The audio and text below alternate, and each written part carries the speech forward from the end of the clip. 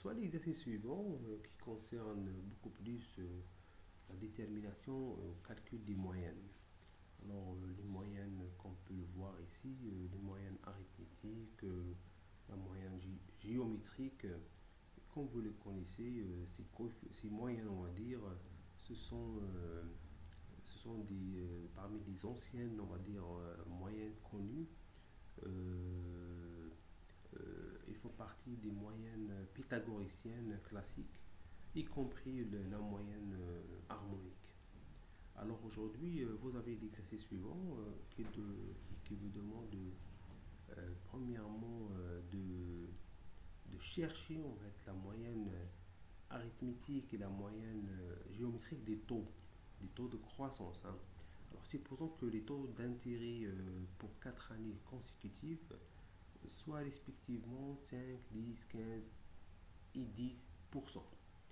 Que va-t-on obtenir après 4 années si je place une somme, on va dire, de 1 million de dinars algériens? Alors, premièrement, on peut observer, on va faire après 4 ans, qu'est-ce qu'on va obtenir comme somme. Alors, on va commencer par la première année. Après, ça veut dire avec un intérêt, taux d'intérêt ou de croissance de 5%. Au bout de première année, vous avez une somme de 1 million, on va dire,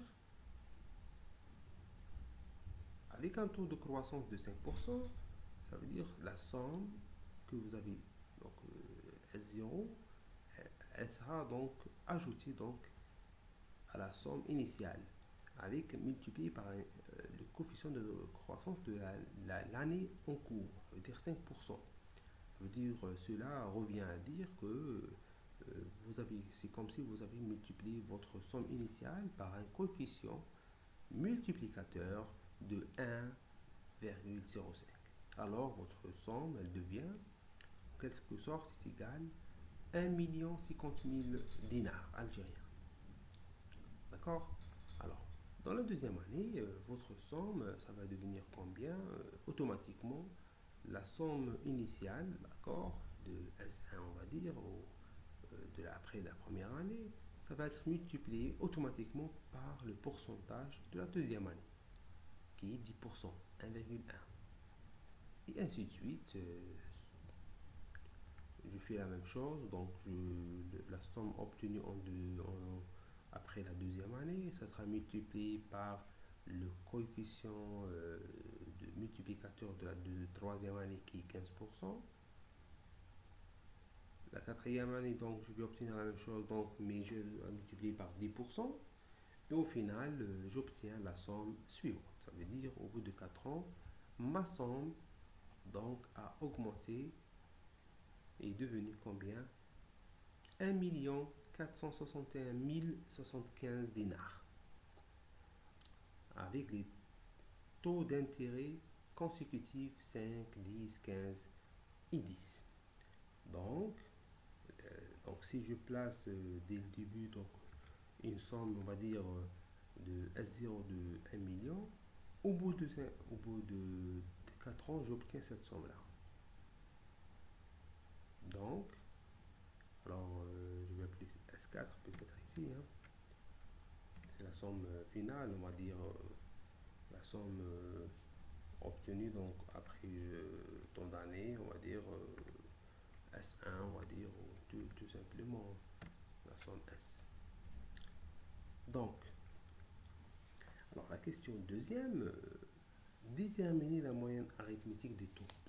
Alors pour déterminer la moyenne arithmétique des taux, vous avez qu'à appliquer la formule arithmétique, la moyenne arithmétique, donc c'est la somme des différentes unités sur le nombre de ces unités-là. Alors vous avez combien? Donc vous avez donc la sommation de x et y, donc les différentes, on va dire, coefficients multiplicateurs sur 4. Et on obtient 1,1. Alors, c'est comme si, donc, si on place, ou si on applique 4 fois le taux moyen x bar sur la somme initiale, on obtient la somme finale est égale à combien?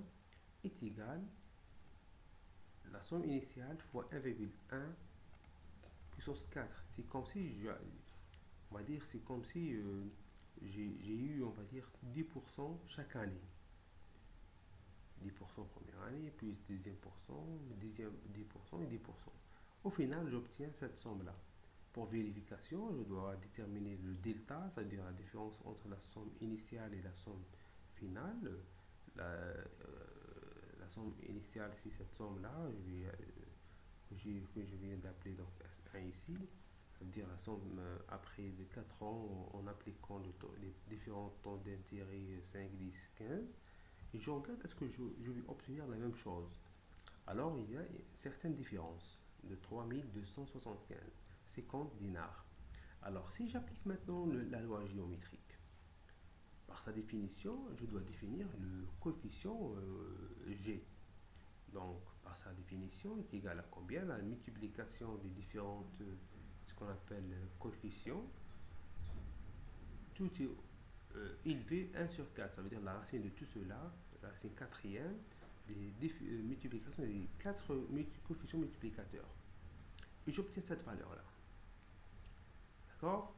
Alors maintenant, si on utilise le taux moyen géométrique des taux dans les 4 années, 4 ans, on obtient la somme S3. Ça veut dire, si j'applique ce taux de coefficient multiplicateur qui a été déterminé, ça veut dire si j'applique cette valeur-là pour 4 ans consécutifs, j'obtiens cette valeur-là. Et cette valeur-là, c'est quoi? Alors, ben, c'est la valeur presque qui a été déterminée donc, au bout de 4 ans. Que va-t-on obtenir après 4 ans si je place une telle somme dans... D'accord? Alors, nous avons trouvé, donc je remonte en arrière. Vous voyez la valeur que l'on vient de trouver ici, S1, et bien c'est la même valeur qui a été obtenue ici en appliquant le coefficient multiplicateur géométrique, c'est-à-dire en déterminant la moyenne géométrique. Donc, pour vérification, j'ai fait la différence entre cette valeur-là et la valeur initiale, et je trouve que la différence est presque nulle.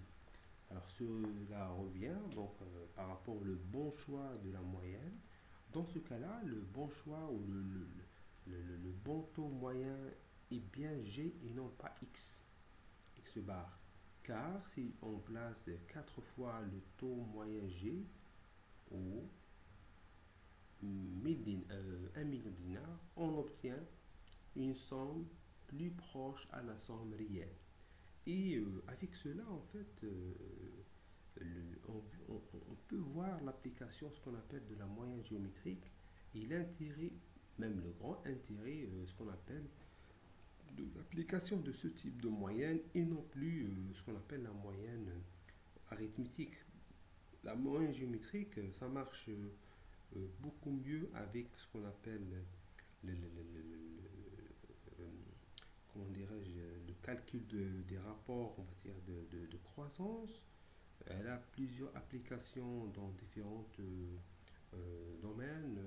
Lorsqu'on s'agit de la croissance proportionnelle, dans le domaine, on va dire, même financier, en fait, surtout la détermination de la moyenne géométrique. D'accord. Aussi, il y a d'autres applications en sciences sociales.